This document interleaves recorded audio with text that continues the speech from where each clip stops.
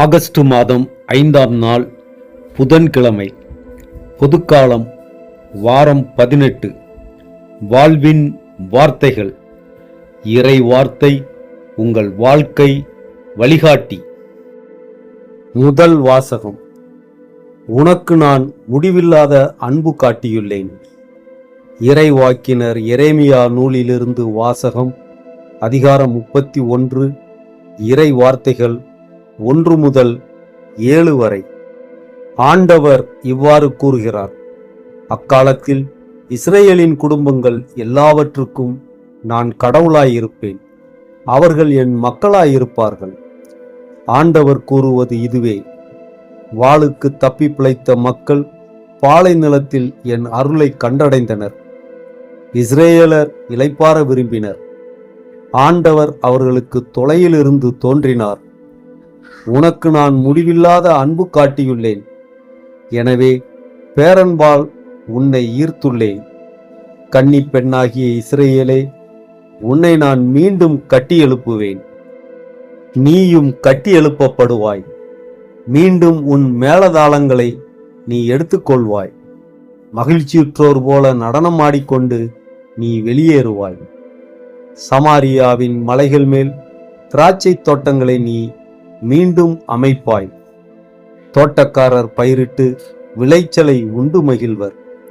ஏனெனில் ஒரு நாள் வரும், அப்பொழுது எப்ராஹிம் மலையில், எழுந்திருங்கள், நாம் சீயோனுக்கு போவோம், நாம் கடவுளாகிய ஆண்டவரிடம் செல்வோம் என்று காவலர் அழைப்பு விடுப்பர். ஆண்டவர் தொடர்ந்து கூறுகிறார்: யாக்கோப்பை முன்னிட்டு மகிழ்ந்து பாடுங்கள். மக்களின தலைவனை குறித்து ஆர்ப்பரியுங்கள், முழக்கம் செய்யுங்கள், புகழ் பாடுங்கள்.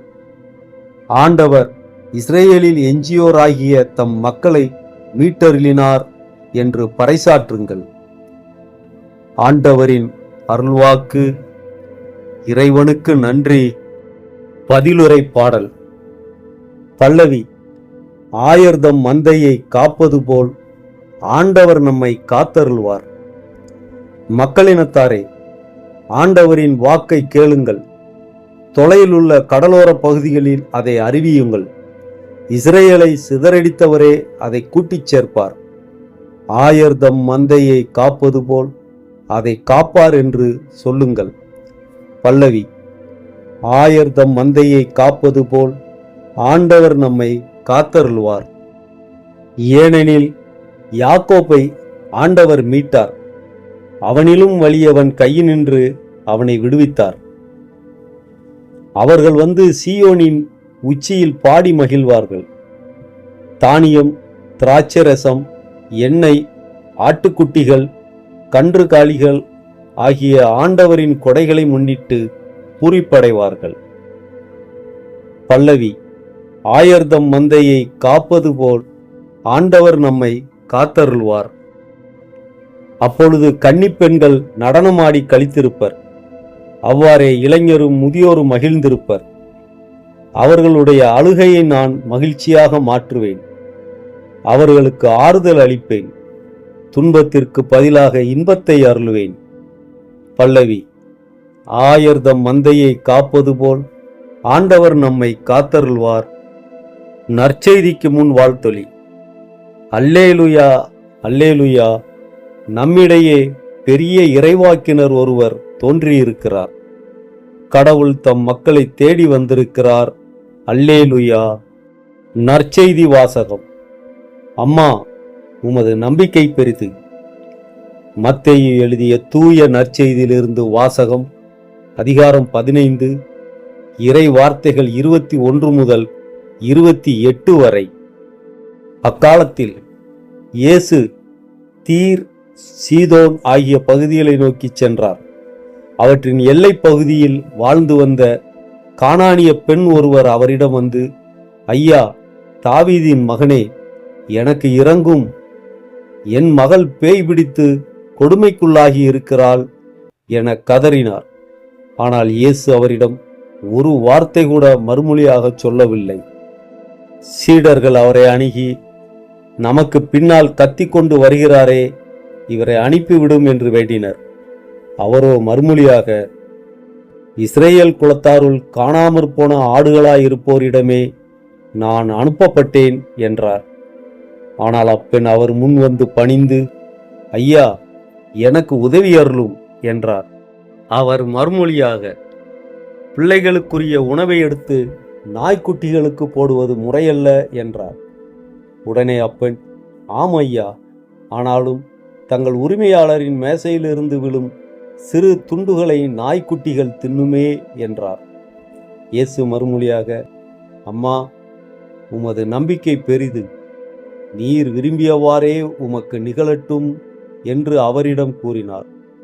அந்நேரம் அவர் மகளின் பிணி நீங்கியது. ஆண்டவரின் அருள்வாக்கு.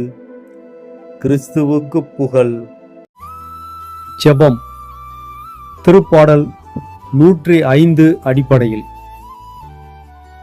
அன்பான பரலோக தந்தையே, உம்மை நன்றியுடன் வணங்குகிறோம். உமது பரிசுத்த நாமத்தை உயர்த்தி மகிமைப்படுத்துகிறோம். எங்கள் வாழ்வில் நீர் செய்த எல்லா நன்மைகளுக்கும் வியத்தகு செயல்களுக்கும் உமக்கு நன்றி செலுத்துகிறோம் ஆண்டவரே. அன்பான தேவனே, உம்மை தேடும் எங்கள் இதயங்கள் மகிழ்ச்சியால் நிரம்பியிருக்க அருள் செய்யும். நாங்களும் உமது மக்கள் என்பதில் நிம்மதி அடைகிறோம். உமது நீதி தீர்ப்புகள் உலகமெங்கும் நிலைத்திருக்கின்றன என்பதை எங்கள் மனங்களில் உறுதியாக பதியச் செய்யும். நம்பிக்கைக்குரிய தேவனே, நீர் செய்த உடன்படிக்கையை என்றும் நினைவில் கொள்கிறீர். நாங்கள் பலமுறை மறந்தாலும் நீர் ஒருபோதும் மறக்காதவராக இருப்பதற்காக உமக்கு நன்றி. உமது வாக்குறுதிகளில் நிலைத்திருக்கும் விசுவாசத்தை எங்களுக்கு அருள் புரிவீராக. கர்த்தாவே, எங்கள் வாழ்வின் ஒவ்வொரு நாளிலும் உம்மை துதித்து உமது செயல்களை மற்றவர்களுக்கு அறிவிக்கும் சாட்சிகளாக எங்களை மாற்றும். எங்கள் வாழ்வு உமக்கே மகிமை சேர்க்கும் வகையில் இருக்கட்டும். ஆமென்.